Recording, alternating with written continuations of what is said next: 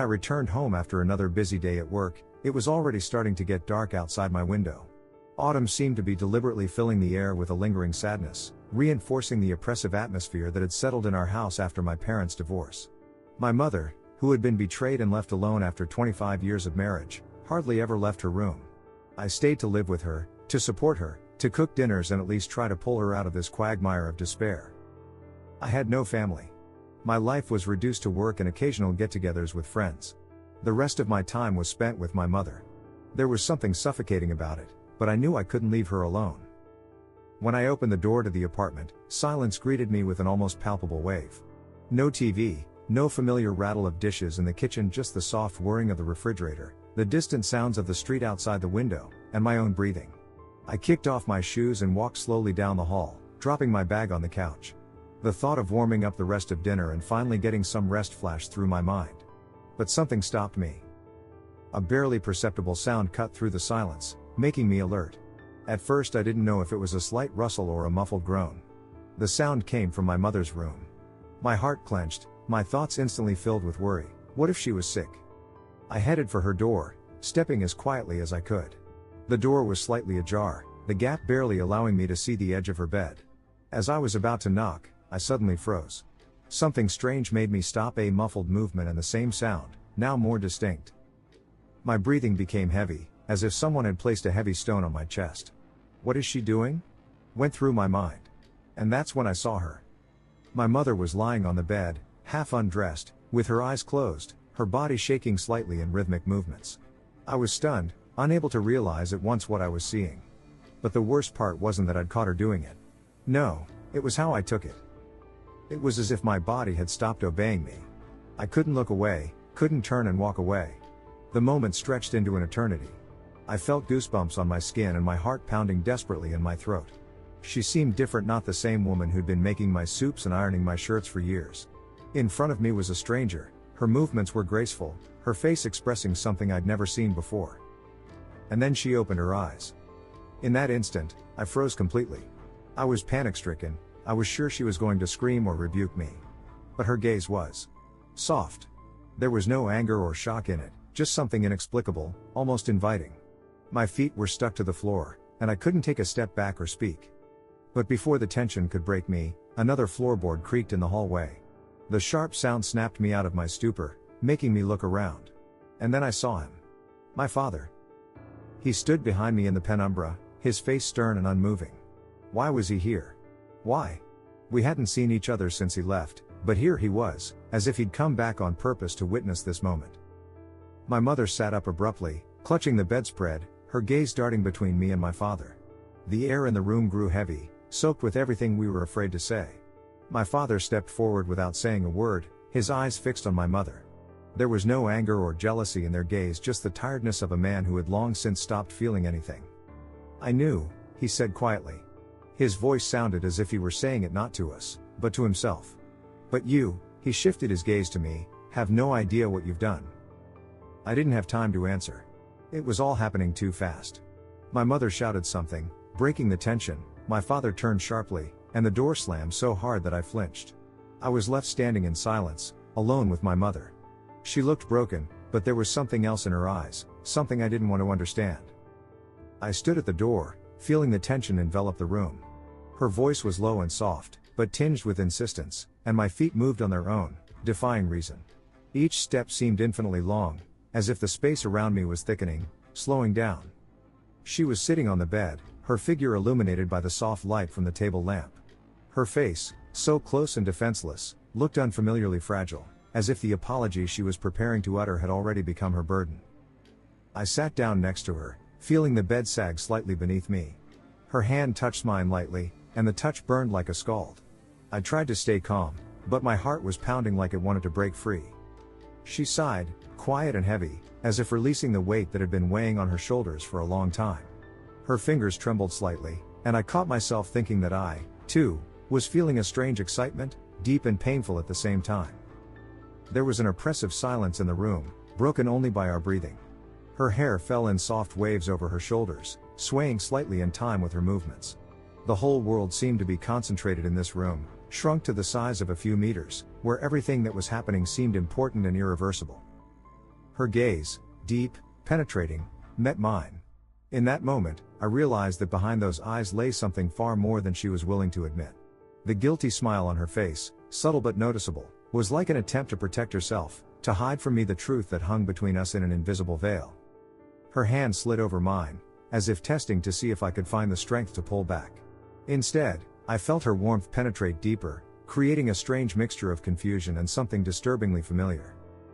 Her breathing became a little ragged, and I could feel the tension building, as if something important was about to happen. She bit her lip, as if holding back words that couldn't find their way out, and looked down. Her shoulders slumped slightly, as if under the weight of an invisible weight, and tears rolled down. I stared at her, unable to utter a word. Her closeness was mesmerizing, and the realization of how we were in this situation was tearing me up inside. I didn't know what I felt, anger, desire, or just the emptiness that consumed everything. It was as if time had frozen. Nothing else seemed to exist, just her hands, which she placed on mine as if hesitant. The movement was slow, almost studied, as if she were looking for confirmation that we were still here, together. Her hair touched my skin lightly as she leaned closer. The warmth of her breath slid over my shoulder. It was so quiet, so silent, that any movement seemed an impermissible disturbance to the delicate balance.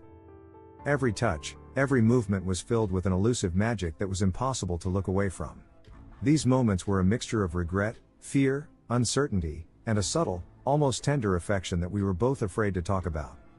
The air in the room became thick as fog, enveloping us, preventing us from moving or breathing freely. And in that silence, I realized that whatever happened next would change us forever. The room fell into silence, broken only by the barely audible beating of our hearts. The air between us was tense, like a string stretched to the limit, ready to burst at the slightest touch. We sat on the bed, and it seemed as if the space around us had gotten smaller, that the world outside this room had disappeared. Her hand, still resting on mine, was warm, but its warmth burned stronger than fire. She raised her eyes to me, and a mixture of fear and determination flashed in her gaze. That moment seemed to last an eternity, until she made a movement forward. Her lips, soft as rose petals, gently touched mine. It was a touch full of uncertainty and hope, as if she was testing whether I would let her cross that line we were both afraid to cross. The first kiss was tentative, barely tangible.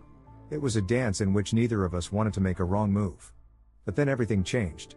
Her lips became more insistent, filling with a passion that seemed to have been building up for years. She pulled me closer, her fingers sliding down my neck, softly but surely, as if she was afraid I'd disappear if she let go.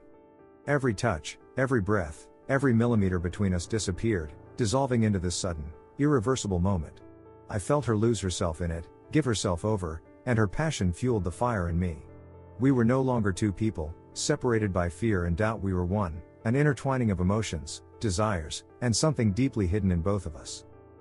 The world around us ceased to exist. Only her lips, her breath, her warmth remained. I could feel her body trembling and her hand gripping mine tighter. She was so close I could distinguish the scent of her skin, subtle but maddening. When she finally pulled away, her forehead touched mine, and we stayed in that position. Her breathing was uneven, like mine, but there was a strange, deep harmony in this chaos of feelings and emotions. Her eyes, half closed, reflected an uncertain but sincere smile, and I could feel my heart beating in time with her breathing. "You're okay, I'm sorry," she whispered, her voice shaky but with a tenderness that made me want to protect her, to hide her from any storms that might disturb this moment. I nodded, unable to find the words within myself. Instead of answering, I put my hand on her cheek, running my thumb along the line of her cheekbone, and felt her close her eyes, trusting me. That moment was as fragile as glass, but at the same time had the kind of power that could crush the walls between us. We were silent for a long time. It seemed that words would be unnecessary, that they would destroy the magic that had sprung up between us. Her head dropped to my shoulder and I felt her body relax. It wasn't just trust, it was surrender to something that could no longer be ignored. The evening rays of the sun were streaming into the room, coloring it in a warm golden light. The moment seemed unreal, as if it belonged to another world where anxiety and doubt had no place. I wrapped my arms around her shoulders, pulling her closer, and felt her get more comfortable, her breathing becoming more measured. But the tension wasn't completely gone. It still hung in the air, like a premonition of something inevitable. I knew that this moment, as beautiful as it was only the beginning.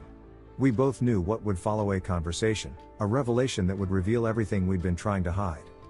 She raised her head and looked at me. Her eyes were full of emotions that words couldn't describe. They were filled with gratitude, but also with fear. She wanted to say something, but her lips moved only slightly. I leaned closer, feeling my heart sink, and whispered, "You're not alone." Those words, simple and quiet, were exactly what she wanted to hear. Her lips found mine again, but this time there was no uncertainty in this kiss. It was a determination we both embraced, a tacit agreement to move forward regardless of what awaited us. In that moment, I realized that we had crossed a line beyond which there would be no going back. The apartment was silent, broken only by the occasional rustle from the open window, where the rain was lazily drizzling down. I closed my eyes, trying to quiet the whirlwind of thoughts, but instead I let the sensations take over. They were strangely sharp, the light scent of her perfume, the warmth emanating from her body, and her quiet, almost imperceptible breathing. When I opened my eyes, her gaze was already waiting for me. There was something different about it, elusive but unsettling. The warm softness I knew was still there, but underneath it was something deeper and darker. She was silent. But her hand that slid onto my knee spoke more than words. The barely perceptible movement of her fingers tracing circles set off a tight string inside me. The tension building between us seemed almost tangible, as if the air around us had grown thicker. I leaned in, eager to erase that distance, and the next moment our lips were together. But there was no longer the same caution in that kiss. The boundaries we'd once honored were gone. It was a demand, a challenge, a giving into something we'd both long ignored. Her hands reached for my chest, digging into the fabric of my shirt, pulling me closer. I could feel her body responding to mine, her barely perceptible snuggling, her breathing getting faster and faster. It all felt forbidden, inappropriate, but that was what fueled the fire. We were two magnets, unable to resist the force of attraction. Her heart was beating as fast as mine, and the rhythm was like a song, urging her to action. My hand slid slowly down her side, feeling the curve of her waist, studying the familiar yet new lines. I froze when my palm reached the hem of her blouse. A moment's hesitation, a brief pause, but her reaction obliterated any questions. She arched her back, silently responding to my actions, and I let myself continue. My palm slid upward, under the fabric, feeling the warmth of her skin. She sighed, quietly, but the sound caused a storm inside me. Everything I knew, everything that felt right, vanished, leaving just the two of us in this moment. Her breathing became ragged, her body shook, and I felt control slip from my grasp. But it wasn't scary, on the contrary, it was liberating. The room filled with quiet sounds, whispers, intermittent breathing, the pounding of rain outside the window. Every gesture, every kiss was saturated with insistence and desire. We moved as if in a dance, perfectly harmonized, obeying the same rhythm. And yet, at the edge of my consciousness, something kept me from plunging into the moment. We'd crossed the line, stepped into a forbidden zone from which there was no turning back. I felt that this connection would change everything. No matter what had happened before. It didn't matter how it ended. I looked at her, her lips trembling slightly, her eyes full of emotion, and in that moment I knew only one thing: I couldn't go back to my old life. When it was over, we were left sitting in silence. Her head rested on my shoulder, and in that moment, amidst the shadows and sounds of the night, everything that had been forbidden suddenly seemed right. But deep inside, in the silence of my mind, questions were already beginning to sound. What would happen next? Would I be able to deal with the consequences of what we had just done? It was only the first step, but it changed everything.